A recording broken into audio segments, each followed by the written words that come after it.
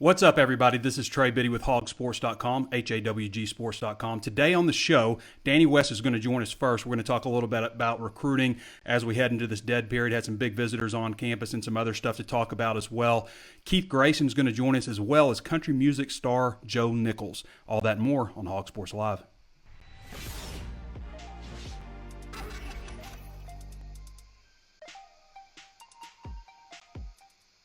Before we jump into things, I want to remind everybody there's plenty of ways to watch and listen. Facebook Live.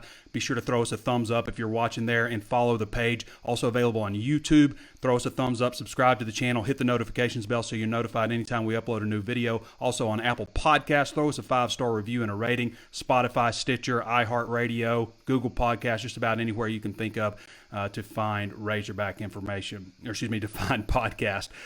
Also, I want to mention that it is 50% off right now, just for a limited time, just for a few more days, 50% off at HawgSports.com. So sign up today and get the best in Razorback information at HawgSports.com. No promo code or anything, just sign up and you'll get the deal. All right, I'm already joined by Danny West. Danny has been busy. You know, it's been a lot on me the past 30 days or so with this coaching search, and now it's really Danny's time to shine with all the recruiting information. Danny, how you doing? I'm wiped. It was a long week, but happy signing week to you. Happy dead period to you. So the dead period starts today. Signing period starts on Wednesday and then runs through Friday. Is that right?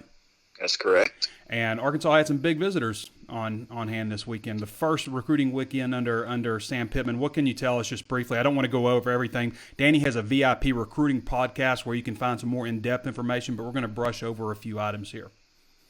Yeah, well, I think he got a lot done in a short amount of time last week. You know, that's the struggle we always talk about with a coach coming in nowadays in December. It just makes it really tough, especially this year. It seemed like even less time for a coach to deal with when you make a hire on, the 9th. It made it really quick for him. But he did. He went out on the road last week as much as he could. I think it really helped to keep some guys around, whether he keeps them full-time or not. Ron Cooper, Steve Caldwell, both those guys went out early with him, trying to help him at least get through the end of the week. And then, of course, as I'm sure you've discussed last week, Trey, Justin Stepp being able to keep his job here, I think that was really key. So got a good group of visitors in this weekend, and now you sit back and kind of wait on tomorrow. There's a big-time announcement coming from Donovan Johnson that's kind of really going to get Arkansas's week kicked off here as far as the signing period is concerned. And then Wednesday and Thursday as well will really be big for this class, if it goes in Arkansas's favor. And I think some of them are going to, if not all. Where do you see things standing with Donovan Johnson? He's committed to Virginia right now, correct? Yeah, like I said, he's going to announce tomorrow. And anytime you've got a signing day announcement, which tomorrow's not signing day, but in his mind, it's pretty much a signing day decision, and he's got it down to 2 schools. He's already committed to one of them. Why would you have an announcement to say that you're sticking with that school, right? Arkansas obviously gets the final visit over the weekend. I think they've done a really good job there. No such thing as a sure thing. We all know that, but yeah, I've got a trend in Arkansas's direction right now. Yeah, usually doesn't happen. It has happened that way before, but usually doesn't happen. Yeah, but Louisiana kid, so it's Virginia's kind of a far away. Darren Turner is on his second official visit over the weekend. This is a guy that you really, really like, just physically, has a lot of upside.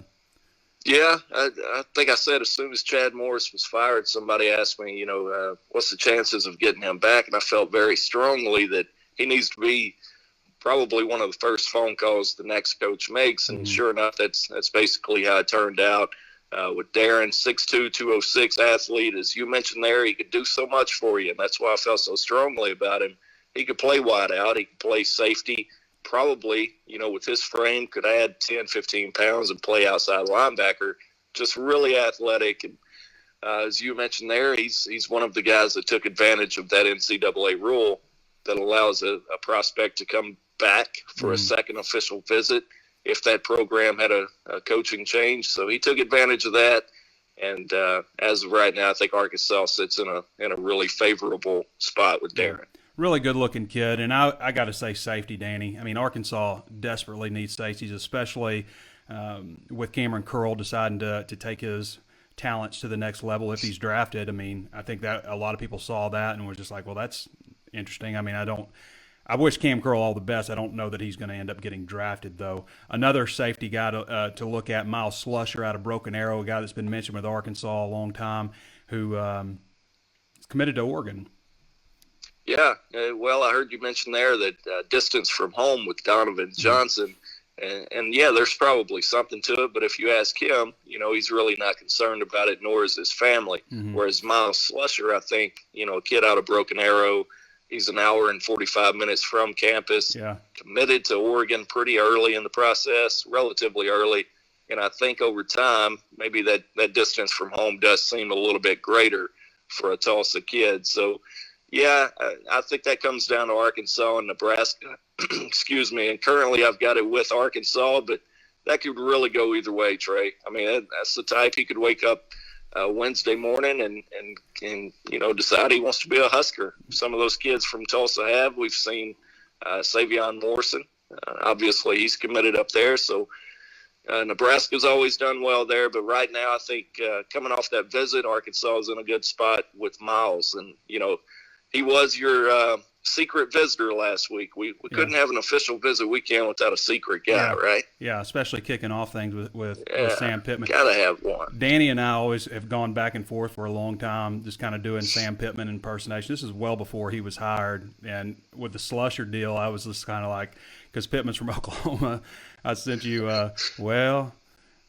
Oregon's a long way off for us Oklahoma boys.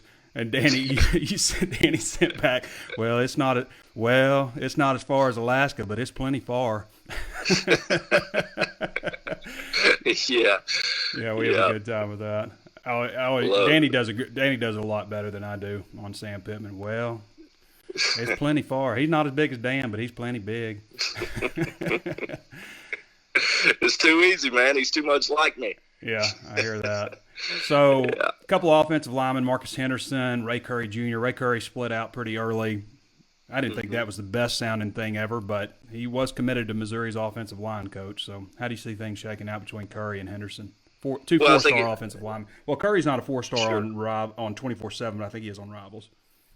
Yeah, I'm not sure that he even is on Rivals, but I mean, you look at his offer list and it speaks for itself. He's got most, if not all, of the SEC, so you'll take that for a 3-star. But you mentioned it there. Brad Davis was already recruiting him, actually got his commitment at Missouri, and I think they're really close. And, it's kind of a domino effect, in my opinion. If you're able to get Ray Curry, I think it really helps your chances with Marcus Henderson, who is he's going to wait until February to announce his final decision. But, yeah, I think they're just in a really good spot with all of these guys. And I'm not just saying that, just trying to build up any type of hype. I just think that's where it's at right now. You kind of struck it just right with some kids who were still in balance, so to speak, not quite sure where they're going to end up. And you get Sam in here at just the right time to recruit offensive linemen. I think it was really key for them. And it's not just Ray and Marcus. You've got Robert Scott out of Conway. Yeah, I was about to ask about Robert. Still committed to Ole Miss. Robert kind of seemed like a guy when he committed, though, Danny. Didn't he seem like a guy that kind of wanted to get out of state and do his own thing? Or that was actually what I was told. He told Arkansas staff, and they were, hey, it is what it is. We would love to have you, but you can't make everybody stay at home. Whereas now it seems like he's a little more receptive to the fact that, hey, you're needed here. And they are, Trey. I mean, we could talk about all these other positions all day long, but it comes down to it. Sam Pittman wants offensive linemen, and he's got to get bigger, and he knows it. And, you see a guy like Marcus Henderson walk in, he's 6'4", 315, barely fits in the door. He's super wide. Some of these guys are really big people, and Robert's one of them. I'm sorry. Yeah, Robert Scott is one of them, 6'6", 300. He could go a long way in helping you with that. Well, I mean, it's obvious that he wants and needs offensive linemen in this class. It's a position of need. They need to sign at least 3 just to get the numbers to about 15. And I know Pittman wants more. He always wanted more than that at Arkansas, but I mean, went out. His first hire was an offensive line coach. He's an old offensive line coach. He goes out and starts seeing offensive linemen, brings offensive linemen in for the first visit weekend.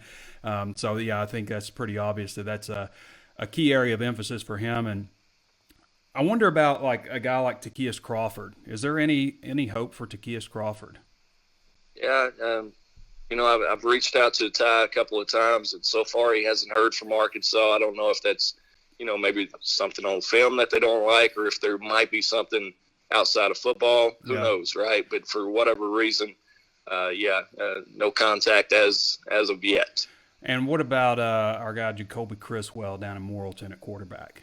Yeah, less than positive news there. I mean, it's they tried to get him here last weekend or over the weekend. You would much rather have an offensive coordinator in place when you're trying to attract a 4-star quarterback. And unfortunately for Arkansas, it just hasn't happened yet. I anticipated them getting an offensive coordinator in here by the end of the week last week.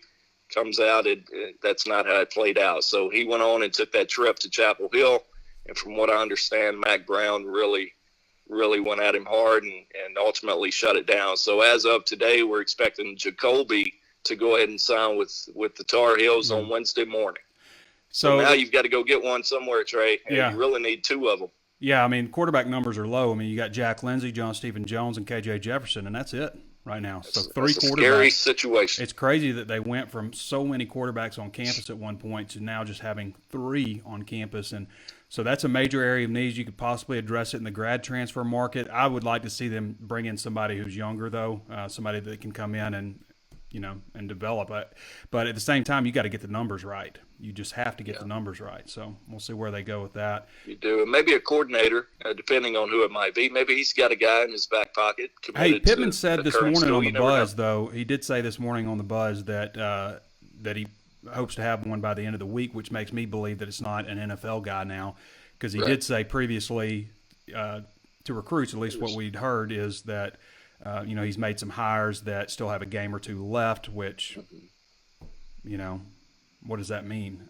If he's got his coordinator, then he wasn't talking about a coordinator, right? Because anybody that has a game or 2 left has bowl games or college football playoffs, which that's the way I took it as well. Yeah, so it'll be an interesting hire. Justin Stepp retained. We'll leave you with this last one, Danny. Justin Stepp retained. Obviously, that's a guy that very strong recruiting prowess, and I don't know, a guy that's well liked around here, and a guy that definitely, absolutely wanted to stay at Arkansas. So that's good news also on the recruiting front. What do you think the impact will be with him early?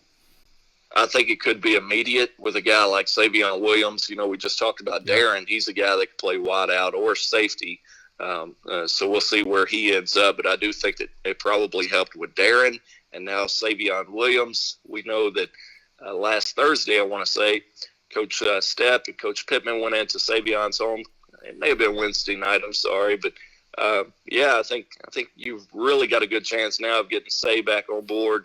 An athletic freak, man, 6'4", 195, whatever he is now. But I think even Sam Pittman, according to what I'm told, was really surprised by what they have there in Savion. So wouldn't surprise me. I think he's going to be back up for another official next month and go from there. But SMU's really putting it on him. I think Arkansas is in a good spot now that Stepp is staying.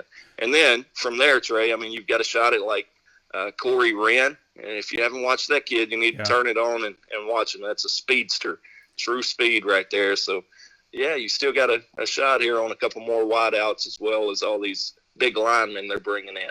So the dead period starts today. Started at 12:01. And then it goes dead for a month. We've got the signing day on the 18th, and that runs through Friday, so Wednesday through Friday. And then it's really filling this coaching staff out and then getting back on the horse and recruiting, right? It is. I think you're going to see them spend quite a bit of time. Quite a bit of time recruiting some of the current guys. Rakeem Boyd, Colin Clay. There's some guys like that who may still be on the fence on whether or not to enter the transfer portal. Yeah. As you mentioned there, you got to fill out a staff, and then you got to start checking that transfer portal, especially for quarterbacks. I'd like to see them bring in a high school guy and a transfer, Trey. I think you could justify taking 2 guys again this year. Yeah, I think so. All right, Danny. Appreciate you, man. All right, man. We'll see you. All right.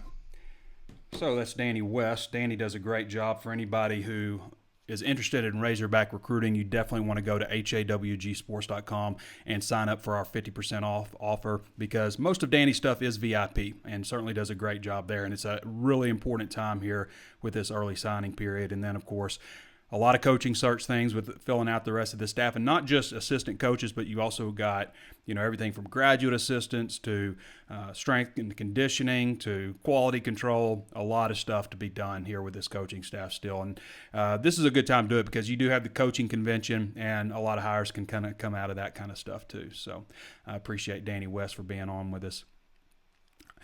All right, I want to go ahead and go into my special guest here. We've got Keith Grayson and country music star Joe Nichols. Joe Nichols is a big Razorback fan from Rogers, Arkansas. And, certainly glad to have him on. Let's see if we can get him on here.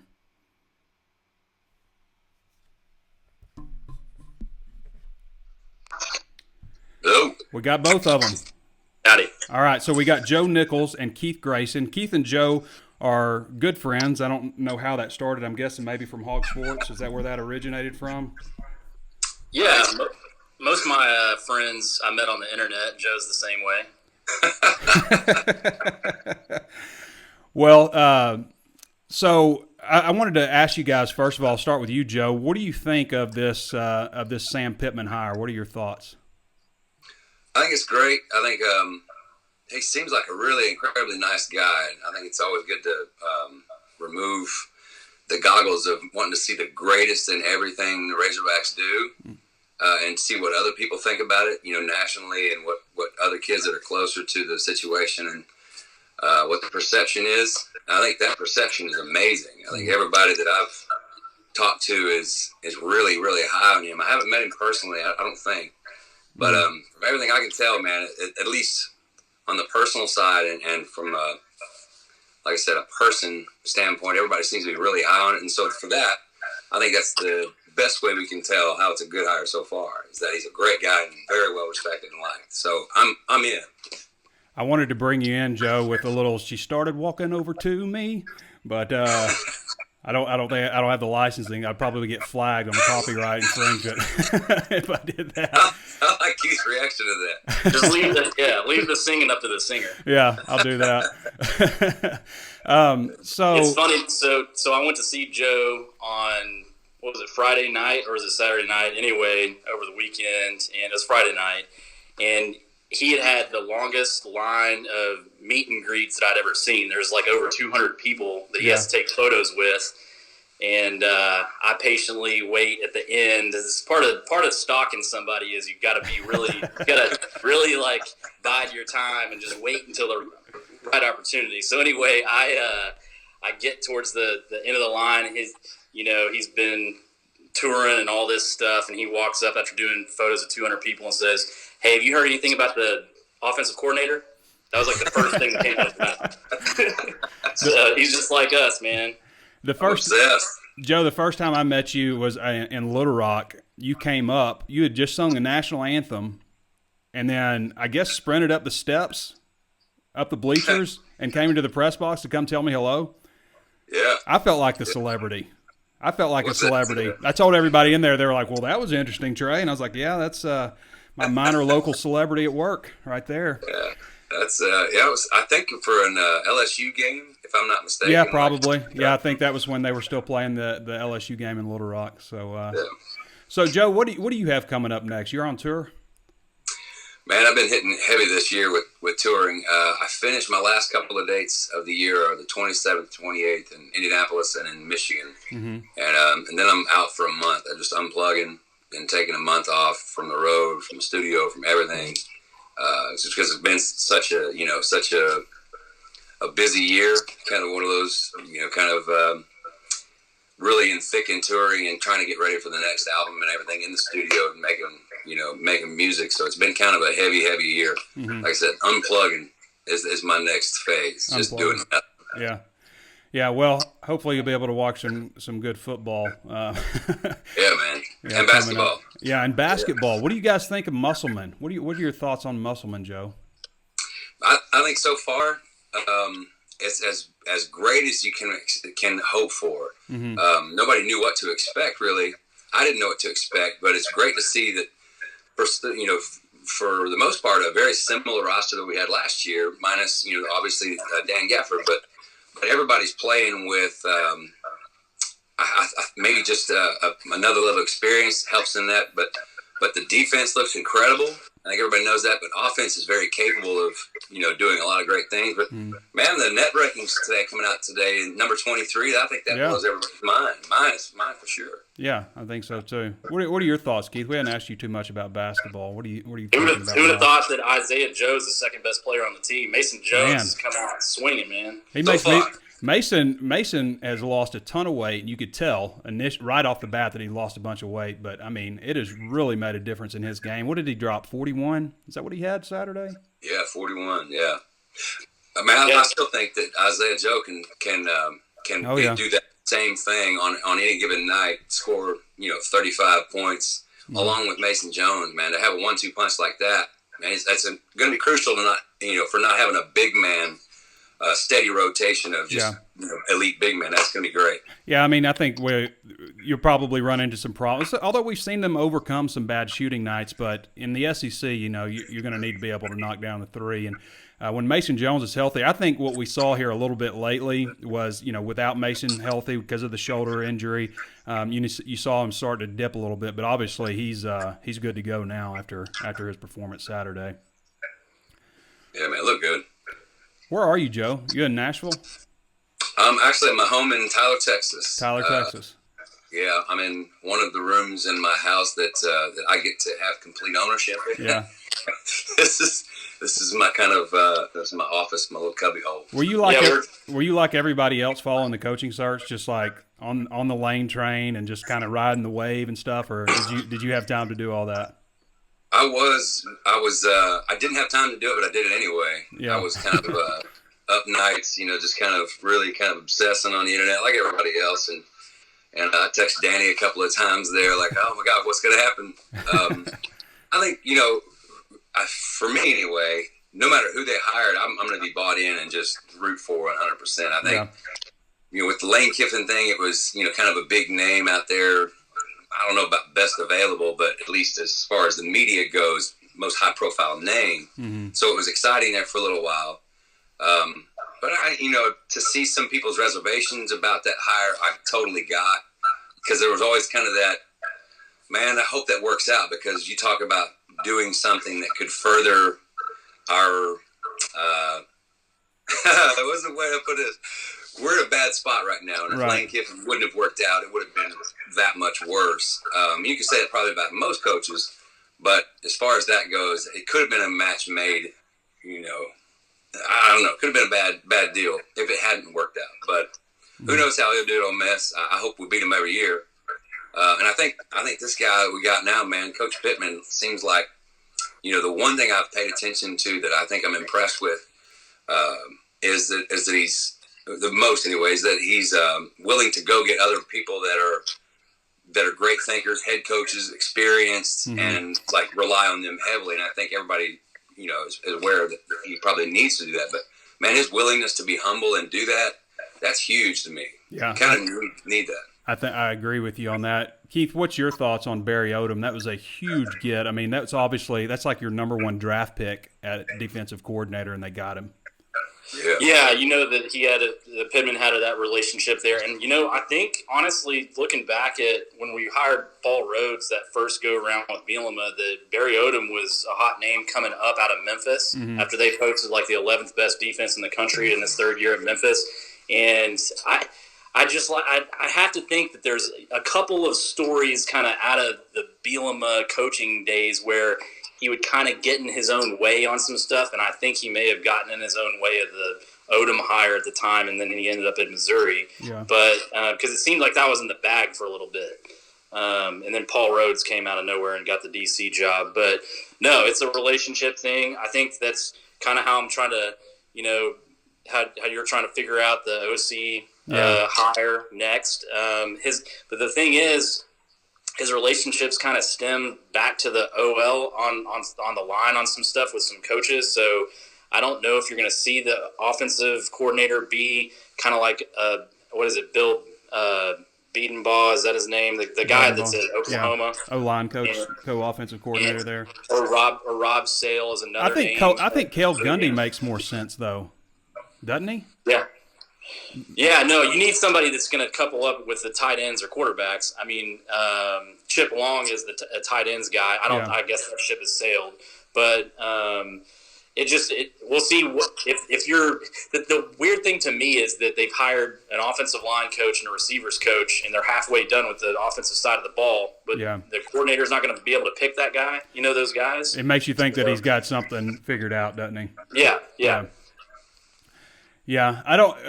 Why do you think the Chip Long stuff is cool? I mean, just based on it taking so long, or what are you thinking? Well, I was trying to get Joe to use his celebrity the other night, and we were talking about it. And I said, "Why don't we call Mark Henry right now?" And he's like, "Well, I don't know him." I'm like, "Well, let's just do it anyway because you're Joe Nichols."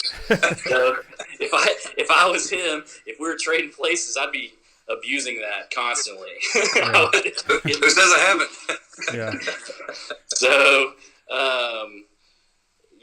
I think that wouldn't the Henrys be the first to know?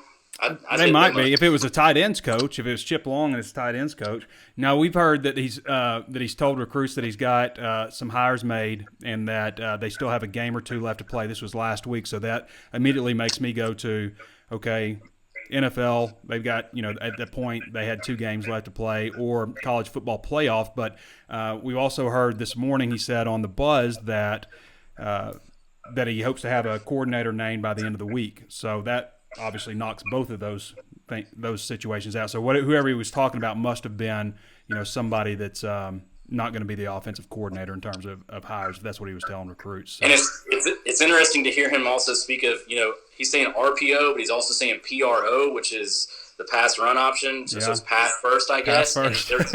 They use that a lot at Penn State and doing some very innovative stuff there. So that is, from a schematic standpoint, is exciting for me because that means he's going to be on the cutting edge and not everybody. You can see Trey Knox is probably already worried that it's going to be 3 yards in a cloud of dust and he's not getting the ball. Yeah. So we got to kill that rumor right now. Yeah. He's going to throw it. I don't necessarily think that's how it's going to shake out. I just think they're going to be better on the offensive line. The thing I always remembered about the offensive line is under Pittman, they always look so under control. Like they're not even moving fast. They just get to their blocks and stuff. What do you think, Joe? Who do you think would be a good fit at offensive coordinator? Have you even looked into that yet? Man, I've heard so many names that I'm unfamiliar with. It's crazy. I do try to follow a lot of college football and keep up with the coordinators and head coaches that are doing well. Certainly with this coaching search, but I think I go back to the humility that Coach Pittman has showed so far. His willingness to go out and get people that are independent thinkers or on his level of control. As far as the defense goes, like you mentioned, Barry Odom, a great defensive coordinator, obviously, and to find somebody that equal on offense. I say that there's a lot of coordinators that are getting head coach jobs nowadays, and it seems like they're the hot name, and then they take over a team and say it's a great offensive coordinator. Well, the offense kind of doesn't do quite as good as they did at their last job because they're relinquishing play calling duties to somebody that's their now coordinator, or they're focusing on defense as well, or something like that. I think this is where Coach Pittman's a great hire because he can kind of look at both sides of the ball and add parts, especially the offensive line, that are important. But again, like the defensive coordinator, relying on somebody that knows, like you were saying there, Keith, the current cutting edge offenses, I think is important, man. I think, the CE role is going to be, it's an incredible route that Arkansas is taking with Coach Pittman. And I think his willingness to go out and find a guy that's top notch is fantastic. And as an offensive line guy, his duties won't be focused solely on every play, micromanaging play by play. Right. Which a lot of head coaches do. But, man, I don't know. I think the Chip Long thing made sense for a little bit, but like you, Keith, I think it kind of sailed pretty fast. The other guy from Colorado made sense for a minute. I know a lot of people weren't crazy about that, but it seemed like that's kind of sailed as well. But I don't know, man. I don't know. But like I said, so many names out there that make sense, and especially the guy from Oklahoma. Both guys from Oklahoma. Have you guys had a chance to watch the Saban and Belichick deal on HBO, where they get together and have a talk? I thought a little bit. I thought Saban made a great point when he said when he brings in a coordinator, he expects them to learn what they do. And not just like they don't bring somebody in to do their thing. They bring somebody in to do the Alabama thing because everybody here knows the terminology except for you, so you learn it. I thought that was a great take on bringing coordinators in. So when you headed up here next, Joe? You got a plan to come to Fayetteville? I'm not sure about. You still got family in Rogers? I do have family up there. I just visited for Thanksgiving. My mother and my sister up there. Mm-hmm. So I probably won't be back up that way maybe for another few months. It's been hard, I imagine, to schedule like coming up for a football game when they've been so bad. I mean, well, I was telling Keith, I made it to the Portland State game. Oh yeah. And it got a little bit of a preview, like everybody, of kind of this could be bad this year. This could be tough. We could struggle. Yeah. But that was the only one I caught this year. The thing is, I work a lot of Saturdays, and it's kind of my busiest day of the week. I hear you. And so throughout the fall, it's kind of a heavy touring season, part of the touring season. Does it not make enough sense to have you do and like how many country singers do we have from Arkansas? We got Justin Moore, Travis Tritt, Tracy Lawrence. Does it not make sense to have a concert before a game on a Friday night, during the season? Yeah, you would think so. Yeah, that would be fantastic. You did the walk, right? Didn't you walk with Morris? I did. Yeah, for the Portland State game. Yeah, with Bobby Bones and Justin Moore did that. That was a lot of fun. Before the game, that was a lot of fun. Joe, I've got to task you with the job of creating a song about Arkansas. There's not any real great songs about Arkansas, if you think about it. And there's a lot of great country music artists that come from the state of Arkansas. But what's the great Arkansas song? Louisiana's got great songs. Alabama has great songs. Tennessee. Yeah, you would think with as much state pride as most of us Arkansas guys have, that we'd come up with something that is not corny and kind of just does have a somewhat of a pride statement about Arkansas. Yeah. I will say that being an Arkansas fan and having somewhat of a profile in the public, I think Master take a lot of stuff, as far as my friends go that are LSU fans or Alabama fans or Georgia fans. It's easy to be a fan of those guys most of the time. That's all fine. But something about being just kind of constantly bombarded with, oh man, you guys sure got it rough. I think there's something that galvanizes us as Razorbacks fans and guys from Arkansas, that kind of us against the world kind of thing. Yeah. Kind of we might get beat up on a lot, but I think it makes us a little tougher. So when the good times come around, like in the Petrino years and a lot of the nut years, when they come around, we're like pigs in slop. Exactly. We're pretty excited, exactly. But it does kind of galvanize us. I think we have a brotherhood, a sisterhood, and of people that really have kind of been through wars together, some bad years together. So when the good times come, which I think they're on their way, it's all that much greater. The three dudes on this podcast right now have worked their asses off to get to where they're at, and that's what, to me, that's what's being from Arkansas right there.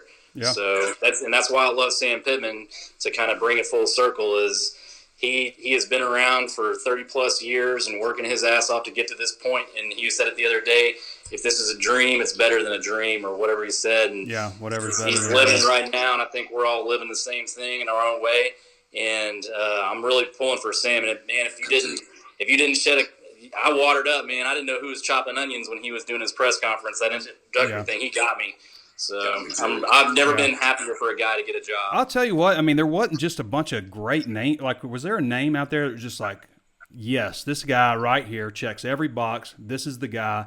I just didn't feel like it was a great group of coaches who were possibilities. I mean, really, it was Lane Kiffin was, the main guy everybody was looking at. So I don't know. I felt like, given the coaches that were out there, what Arkansas' situation is, Pittman just, I think, ended up being just a great fit. Now, he's got some stuff to prove because he hasn't been a head coach before. We all know that. But you said it. You've been saying it the whole time. We're not going to get what we want. We're going to get what we need. Yeah. So, hope so. I'm cautiously optimistic because he's never done it before. But the only reason I really wanted Kiffin and was beating that drum so loud is because I thought he was going to go steal the staff from Alabama. Yeah. Now look what he's doing at Ole Miss. He's trying to get Scott Cochran as his strength and conditioning guy as an on-field coaching position, and that's who runs that show down there. So we'll see. It'll be very interesting to see who Pittman puts around him, and this is the next best thing, and honestly better, because I don't think we're going to have to worry about Sam and Jamie having any domestic affairs or whatever. Kiffin was going to be out on Dixon every night, let's face it. So, you know what I'm saying? Like, Lane, you just couldn't trust the guy. I mean, if that thing fails, it is going to fail in spectacular fashion. Yeah, so you're probably right on that. We don't have to worry. The worst thing we got to worry about with Pittman is that he's going to get a bunch of guys, and we're going to Ron Zook this thing to the next leg. You know, I mean, that's what it's going to look like if it fails here, because he's going to go out and recruit his ass off.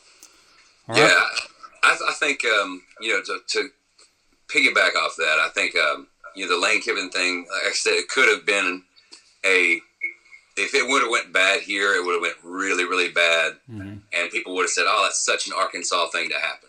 You know, lately we've had just that kind of run where if it can go wrong, it will go wrong with Arkansas. Yeah. And if it's a 50-50 ball with Lane Kiffin being hired at Arkansas, man, if it would have fallen off the tracks, it would have just furthered that national perception of, oh man, this can't get anything right down there. But with Coach Pittman, I think it's not just a safe hire, but I think it's a smart hire, because once again, the pride thing, getting the pride reestablished in the state of Arkansas in the football program is huge, because that's all we have. Yeah, we have at the end of the day, we have this pride about being from the state, being in that program, being around the university. I think that people need to tap into that, because that will get more. That will get 150% out of a player that is 75% less talented. If they don't get guys on the field that will bleed for you, if you just establish that pride again. That's what's important. That's something that Arkansas has been lacking. All right, fellas. Appreciate y'all being with us. Hey, go get the Joe Nichols Christmas album. It's out in store. Yeah. All right. Yeah, man. All right. We'll get we'll be sure to get that. Absolutely. All right. Appreciate you, fellas. There you go. All right. That's Joe Nichols and Keith Grayson. Keith's been on with us several times in the past, provides a unique fan perspective. He's the proprietor of Grayson Real Estate, disgraced former president of the Arizona Razorback Club, also does some high school coaching on the side. And then, of course, Joe Nichols, a country music star from Rogers, Arkansas, now in Tyler, Texas. And has been with HawgSports for a long time. Like I said, that one time, I mean, he just actually 2 different times after singing the national anthem, he came up and said hello to me before kickoff, and I just thought I was just really amazed by that. So appreciate having them on. So offensive coordinator, we talked a little bit about it, but there's obviously some names out there. Chip Long, I mean, it seems like if that was going to happen, it would have happened already. We know that Sam Pittman has said that if he plans to hopefully have one hired by the end of all this. Kendall Browse is another one. I thought that Kendall Browse made a lot of sense to go with Lane Kiffin to Ole Miss, but he hired the UCF offensive coordinator, so Kendall Browse is still out there. Willie Taggart is the head coach at FAU now, who is his former boss at Florida State. Cale Gundy makes some sense just because really, Lincoln Riley is always going to be the play caller there, right, at Oklahoma. So Cale Gundy's co-offensive coordinator. He went to school at OU, has coached there for a long time. Rich Rodriguez, there's a guy that's had a lot of success with dual threat quarterbacks, was at Ole Miss for just 1 year. Major Applewhite, who is an analyst at Alabama, you could see him maybe kind of sitting, waiting in the wings if Steve Sarkisian gets a head coaching job or something, or an NFL OC job or something like he did last time. Then maybe Major's waiting on that for to open up because he was at Alabama before, but he's the guy to keep an eye on. We mentioned Doug Nussmeier. Who that doesn't make a lot of sense because he is in the NFL. He's tight ends coach with the Dallas Cowboys now, but he did work at Florida with Arkansas's new offensive line coach Brad Davis. Derek Dooley, would Arkansas hire both coordinators from Missouri? I don't know if that's practical, but Sam Pittman did coach under Derek Dooley at Tennessee back in 2012. So there's just a few names that are being tossed around. I don't know. I kind of feel like none of these names are going to end up being the guy. Arkansas's defensive coordinator. Really the biggest hire right now that's gone on, the biggest hire in the offseason as far as assistant coaches is Barry Odom to Arkansas. That's the biggest hire. That's the biggest hire that's out there so far. So, see if we got a couple of questions here. Ashton Kohler says, I think Coach Pittman will be good for all of us. He'll get the players to fit right in for us. Just needs to get the players in here. Yeah. And also he needs to bring I think one of the best things that Sam Pittman has said is he needs to recruit his own team. And I've said before, I thought from the very start that Chad Morris the team just kind of split up right from the very beginning, you know. If you guys were doing it the right way, I wouldn't be here, you know, and always talking about a rebuild and stuff. And Pittman has, mentioned that, you got to recruit your way out of this, but also recruiting the current team. And so I think that'll go a long way and just kind of building that bond, that unity. It's just very down to earth, very real. I think that's going to go a long way in terms of these players wanting to fight for somebody. And that's really and we talk so much about, coordinators, who's a good coordinator to move up into a head coaching role, but really, it's about getting a figurehead. And I keep saying this. I keep thinking about the Godfather. The Godfather had his generals and all that stuff. And, he was a guy that everybody respected and trusted and was very loyal to also. And I kind of think of Pittman kind of in that way. Jared Eubanks says, Jim Chaney, LOL. Jim Chaney and Sam Pittman are very good friends. I don't know that that's going to work out. I mean, he's just in his first year at Tennessee, so I don't know that would really work out. We need to get Trey Scott, says Jared Eubanks, the Georgia DL coach. Yep, he is from Arkansas. He's from Crossett. He played at Arkansas Tech. Huge person. He is a huge human being. Now, the thing with Trey Scott is, he would probably need a different title like DL coach and associate head coach or something like that, because you don't really see coaches very often move from a DL coach in the SEC to another DL coach in the SEC. Same way with with Jim Chaney, So usually when a coach moves jobs, it's going to be a promotion type of job, either to a more prestigious program or to some other title or a pay raise also. Doug Guy says Saban might hire Chip Long. Hope we do. Doug Guy says a lot of rumors that Saban wants Chip Long. Todd Willis says, how about the kid from Morrilton? You talking about Jacoby? We talked about Jacoby Criswell. Danny seems to think he's going to stick with UNC now. Donnie Butt says all the people saying he doesn't have a head coaching experience can throw that out the window because Odom will help with that. Yes, you would like to think that. Let's see what else we got. Chip Long could be a head coach in a couple years. Yeah, he's only 36. He's starting to develop quite a resume. The thing that's intriguing about Chip Long is he was at Arkansas before as a graduate assistant under Bobby Petrino, so he comes from that tree, and I think that intrigues a lot of people. Go Hogs from LaGrange, Georgia. Home of Sam Olajibutu, says Todd Willis. Been to LaGrange several times. Donnie Butt says, I lived 6 years in Alabama. It was hell. All right, everybody. I think we had a pretty interesting show today. Danny West joined us again. If you want to follow Danny West recruiting stuff, and he's got a recruiting VIP podcast where he goes in a lot more depth. It's only to our subscribers at HawgSports.com. So go check that out. Again, it's 50% off right now at HAWGsports.com. No promo code required. Just sign up the site and you'll get it for 50% off. Normally it's $107.40. It's also, you can sign up for $1 right now for your first month. So you can sign up and decide if you like it. And we also have loyalty perks. So people who've been around with us for a while, not on any other promotion, you get CBS All Access for free, which is a $99 value, and you'll have that for the life of your subscription. So 7 years from now, you're still signed up with HawgSports.com.